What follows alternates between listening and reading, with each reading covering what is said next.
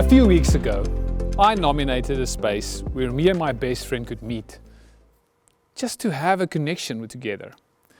The problem was, I selected a space that was swamped with people and had a live band right next to us, which meant there was zero connection. And throw in a few kids and wives, and it was not a recipe for success.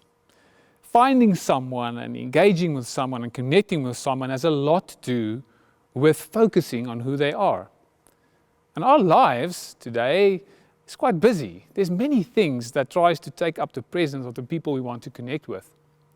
In the story of Jacob, where he is in a random space, he goes for a nap, he has a vision or a dream, he awakens to the presence of God. But he's surprised by it.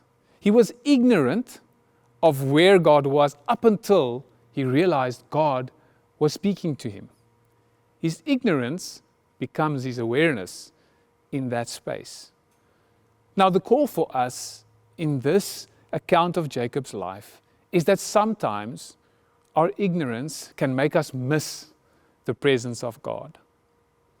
And being thankful is awakening our spirits to being aware of where God might end up in our story. In essence, when we are grateful, we celebrate the presence of God. In your life today, you might feel that God is absent and that you haven't felt or seen or experienced Him in quite a while. But then I want to draw your attention to what Jacob says in Genesis 28, right after he realizes God was actually there where he thought He wasn't. He says the following, he says, "Surely the Lord is in this place, and I did not know."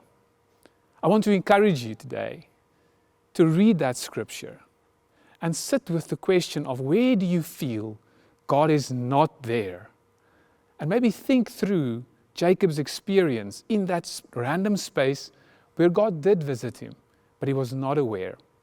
A way in which maybe you can try and get your awareness to a space where you can see God is just sitting in silence and breathing, noticing how you breathe, noticing where your thoughts go, and bringing them back to your intention, which is experiencing who God is.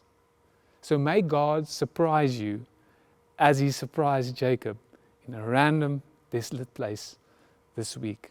And may you share that testimony of how God showed up for you with other people so they can also celebrate the presence of God.